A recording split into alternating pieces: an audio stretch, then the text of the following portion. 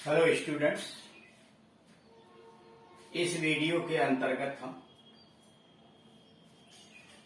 Simple sentence को noun class का प्रयोग करके किस प्रकार से कॉम्प्लेक्स सेंटेंस में परिवर्तित करेंगे उसका अभ्यास हल करने जा रहे हैं। पिछले वीडियो के अंतर्गत आपको बताया गया था कि सिंपल सेंटेंस को कॉम्प्लेक्स सेंटेंस बनाने के लिए वो भी नाउन क्लास के द्वारा क्या क्या तौर तरीके हैं। बेस्ट तरीका आपसे यह बताया गया था कि उसमें आपको जो वाक्य सिंपल में दिया गया उसको डेवलप कीजिए, विकसित कीजिए, हिंदी निकाल के उसको कम से कम 2 क्रिया प्रयोग हो जाए ऐसा वाक्य बनाइए और ट्रांसलेट कर दीजिए। वाक्य अपने आप नियम में चला जाए या उसी का एक्सरसाइज हल किया जा रहा है। जैसे she is sure of standing first in the class, उसे कक्षा में प्रथम श्रेणी पाने का पक्का विश्वास। She is sure of standing first in the class, उसे कक्षा में प्रथम श्रेणी पाने का पक्का विश्वास है। Clear?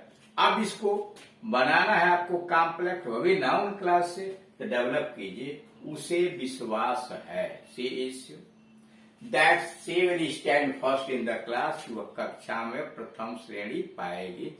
She is sure that she will stand first in the class. अब इसे देखिए, that she will stand first in the class, sure का केस इन एपोजिशन है, उसके बदले में आया हुआ। The report of her failure has surprised us all. उसके असफलता की सूचना ने हम सभी को चकित कर दिया है। The report of her failure has surprised us all. उसके असफलता की सूचना ने हम सभी को चकित कर दिया है। तो अब इसमें क्या हो जाएगा, यहां देखिए, The report that she had failed, the report that she had failed has surprised us all. हम सभी को चकित कर दिया है। यह जो सूचना है उसके आने की हम सभी को चकित कर दिया है। अब इसमें क्या है, द रिपोर्ट का केस इन एपोजिशन है दैट शी हैड फेल्ड, कि वह असफल हो चुका था। हैज सरप्राइज अस, आप इसको हैड की जगह पर हैज भी लिख सकते हैं। The report that she has failed has surprise us all, सूचना कि वो फेल हो गई थी, सूचना कि वो फेल हो गई है, हम सभी को चकित कर दिया। The news of his coming is not true, उसके आने का समाचार सही नहीं है। The news that he will come, समाचार कि वो आएगा, is not true. The news that he will come is not true. Tell me his birthplace. मुझे उसका जन्म स्थान बताओ। तो टेल मी, मुझे बताओ, वेयर ही वाज बॉर्न, वह कहाँ पैदा हुआ था। जन्म स्थान उसी को कहते हैं जहाँ पैदा होता है आदमी। Tell me where he was born. अब इसमें क्या है, where he was born noun clause है। क्यों है, प्रश्न कर लीजिए।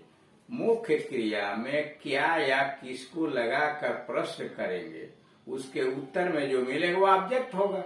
और अगर उसके जगह पर पूरा एक उपवाक्य है तो उसको नाउन क्लॉज कहेंगे।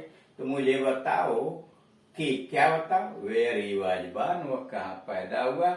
यह डायरेक्ट ऑब्जेक्ट में आया है और उपवाक्य है तो इसको कहेंगे नाउन क्लॉज, इसलिए कि ऑब्जेक्ट के स्थान पर नाउन का प्रयोग होता है। No one knows her name, कोई उसका नाम नहीं जानता है। तो no one knows what her name is, जो उसका नाम है।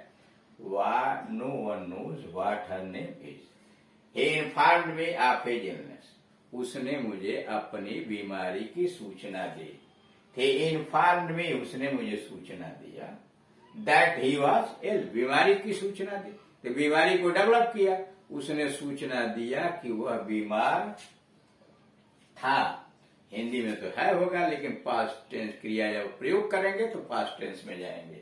ही informed me that he was ill. Please tell me her age, कृपया उसकी उम्र बताइए।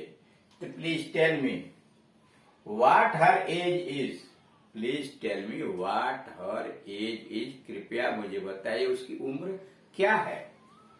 अब उसके बाद 8वें नंबर पर आइए। 8वें नंबर पर आप देख रहे हैं कि जो आया हुआ है एज ट्रांसफर इज सर्टेन, उसका स्थानांतरण निश्चित है। That he will be transferred, कि वो स्थानांतरित होगा। इज सर्टेन निश्चित है। That he will be transferred is certain. उसी को आप ऐसे भी लिख सकते हैं, इट इज सर्टेन निश्चित है that he will be transferred. इस वाक्य में that he will be transferred is क्रिया का सब्जेक्ट बना है, सब्जेक्ट के स्थान पर नाउन आता है, इसलिए नाउन क्लास कहेंगे। इस वाक्य में that he will be transferred is का सब्जेक्ट है। और जब हमने कहा it is certain that he will be transferred, निश्चित है कि उसका स्थानांतरण हो जाएगा, इसमें कहेंगे इट के case in, that he will be transferred, it का केस इन एपोजिशन है। और मॉडर्न इंग्लिश में कहते हैं कि सर्टेन का case in apposition. The report of his arrest is wrong, उसके गिरफ्तारी की सूचना गलत है। द रिपोर्ट सूचना, that he has been arrested, कि वह गिरफ्तार हो गया। द रिपोर्ट है क्या, that he has been arrested, वह गिरफ्तार हो गया है, इज रॉन्ग, गलत है।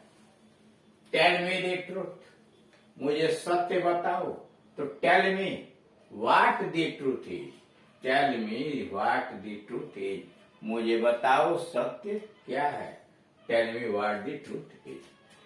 ही is known to be very honest, उसे बहुत ईमानदार होना माना जाता है। Is known to be very honest. It is known, जाना जाता है, that he is very honest, कि वह बहुत ईमानदार है, या that he is very honest, it का केस इन एपोजिशन है।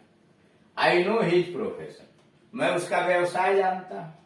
आई नो, मैं जानता हूं। व्हाट ही डज, वह क्या करता है। आदमी जो करता है वही उसका व्यवसाय होता है। I know what he does, अथवा I know what his profession is, I know what his profession is. इस तरह से आप यह देख रहे हैं कि नाउन क्लास का प्रयोग करके आप सिंपल सेंटेंसेस को कॉम्प्लेक्स सेंटेंस में परिवर्तित कर सकते हैं। और उसके लिए बेस्ट तरीका बताया कि जो वाक्य दिया गया उसकी हिंदी निकालिए और हिंदी में डेवलप करके एक कॉम्प्लेक्स सेंटेंस बनाइए और उसको ट्रांसलेट कर दीजिए, काम आसान हो जाए। समझ रहे हैं? इसलिए कि इसके बाद जो आएगा कॉम्प्लेक्स से सिंपल भी बनाना है, तो जो नियम आप सिंपल से नाउन क्लास के द्वारा जो कॉम्प्लेक्स सेंटेंस बना रहे हैं उसको बैक भी करना है, यानी आपस में इंटरचेंज, मतलब आपस में जो परिवर्तन किया जा रहा है। अब अगर आपने हिंदी सही तरीके से सेट कर दी तो नियम अपने आप सेट हो जाएगा। और चूंकि अंग्रेजी आपके सामने दी गई है तो जो वाक्य बना रहे हैं उसको आसानी से आप ट्रांसलेट कर सकते हैं। क्लियर?